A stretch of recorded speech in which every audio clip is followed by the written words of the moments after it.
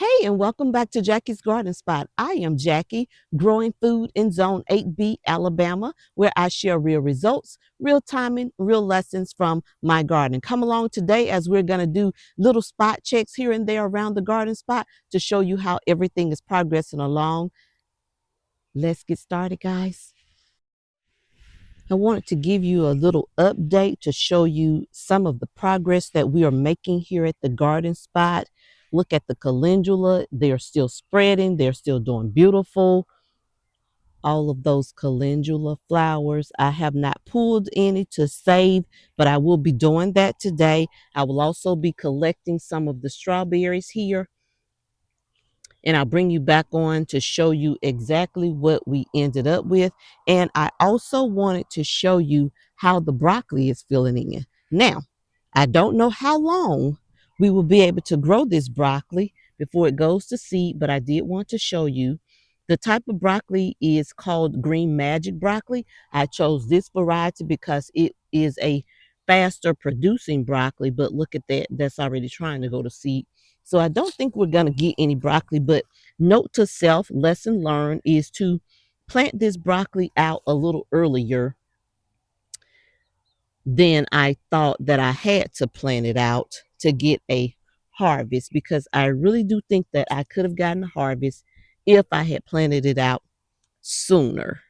But it's doing beautifully. It's coming along. I'm just going to leave it and hope for the best. Hope that I get at least one harvest. And I've always said at least one harvest, right? So we'll see. And then this is the update on the sweet peas. They are coming in. I am going to harvest some of those that are very full today. So we should get a little harvest. That's my main purpose, to show you what we have and how everything is producing and how everything is blooming out and getting ready. And we'll have our first taste of this spring garden here. And guys, I wanted to come on and show you how this shampoo ginger is coming back. Look at that.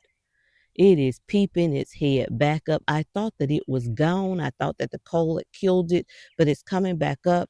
I'm going to add a little fertilizer to it and help it just keep growing along, right? And so the grapevine is on its way. Look at that.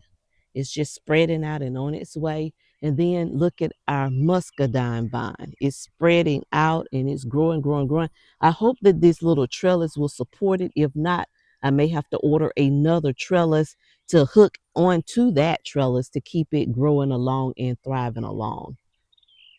And then look at that corn and how it's coming along, guys. I wanted to show you that. Look at that corn. And then look, those beans that I planted out to go with it, they are popping up and doing well. Look at that. They are doing well. So I think that I'm going to be okay with that. I had a little bug pressure on this corn, so I did spray it with some neem oil. I hope that I did take care of all of that blood pressure that was going on with it. I don't know. I'm going to keep checking on it every day, though, just to make sure. But anyway, with that corn, it's growing, it's doing beautiful. I think that it's going to do well with those beans planted in. That one, the beans are right there, and those beans came up very fast. So I hope that I don't have to move the beans, but I hope that they will be able to grow together and thrive together. But they are doing wonderful. Look at our okra. It's coming along beautifully. Y'all, look at the roselle, hibiscus roselle. It's blooming on out. I'm hoping that we can get some roselle this year. So last year we didn't get much roselle because it didn't do well in that um, heavy soil that we had in ground here. Didn't do well at all. So hopefully I planted it here in the garden spot in the landscaping super soil. So hopefully it will do well. And then let's move on to our sweet potatoes. I thought that I was going to have to replant these sweet potatoes, but it looks like they are coming back. Look at that. They're getting their footing and they are doing beautiful. And I hope that they keep growing along. And of course, we do have some more sweet potatoes that's in the jars, making the slips. So Hopefully those slips will do well and I will be able to plant out another bag to give us a very good harvest of sweet potatoes. So the garden is looking good so far. And I know I didn't hit everything, but I did want to show you how we were progressing along with the garden so far. And then I'm going to do a little harvest and I'll show you what we end up with our first taste of spring here.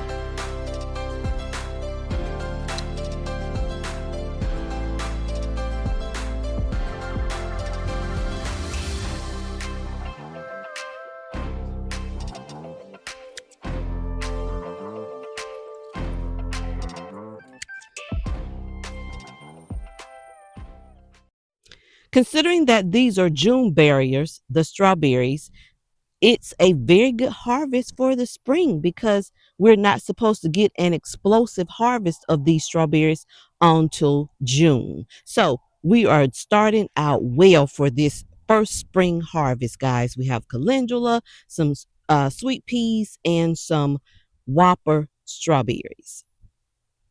Oh, and remember, I talked about our pear trees and I showed you the bigger pear tree. This is the smallest pear tree, but this was the first pear tree that we ever planted here at the garden spot, and it has never produced any fruit. It's called a Bartlett pear tree, but look, for the first time this year, it has fruit, right? And hopefully it will hold some fruit this year. It won't just drop them. But yeah, that's the pear tree. And then let's do the progress check on the other pear tree since I'm at the pear trees. Can you see that? Those pears are looking very well, very good. And they are all the way up and they are getting bigger and bigger. So hopefully they won't lose all of their fruit and we will get some pears. We did get a couple pears off of this tree last year, but not many, not as many as we see on here this year. This is the flower and herb side of the garden. I think we've shown you this before. And these are the sunflowers in here. It is mostly shaded out today, but everything seems to be thriving along. Gerber daisies are coming up. The snapdragons are looking beautiful. Look at that. Very beautiful snapdragons there, and some in the back coming along. So those snapdragons are coming in. We have an array of flowers through here, guys. We have zinnias, we have lilies, we have tulips, we have everything coming along here. I am coming in today and I'm going to do another dose of fertilizer and water in very well. Look at that Dusty Miller. Very nice flowers coming in, marigolds coming in. So yeah, we have a lot coming in here, right? That mulleins trying to come back. We have some mint there. I have it contained in a little pot because I don't want that mint to get so wild and spread all over the garden, but it might. Who knows? Guys, look at the chamomile. So everything is looking good on this side of the garden. And we have not talked about the rose garden in a while. So I'm going to take you to that rose garden and show you how we are progressing along with those roses as well. I'll look at these roses showing out. Look at that. Very pretty roses. So they are looking healthy. They're looking good. And believe it or not, I did come in and I did a deep pruning on these roses at the beginning of the fall. And look at them, they're still growing massively. So that's one of them. This is another one, and they are different colors. So yeah, this one is not as big and plush as that one is. They are doing well. This is another rose, different color, but still doing well. And then this rose right here is from my mother-in-law. It is called the Six Sisters Rose. That's what she called it. My late mother-in-law handed it down to me, and she put the pressure on me to keep it in the family. It has been in the family for years. When I say years, years, from her great grandmama. It's been in her family for at least 8 generations. So yeah, so I've been propagating it little by little and trying to get it out to other family members to keep it in the family and to keep it thriving and surviving, right? So yeah, that's what we're looking at here. That rose is beautiful. Let me go around the front side of it to show it to you.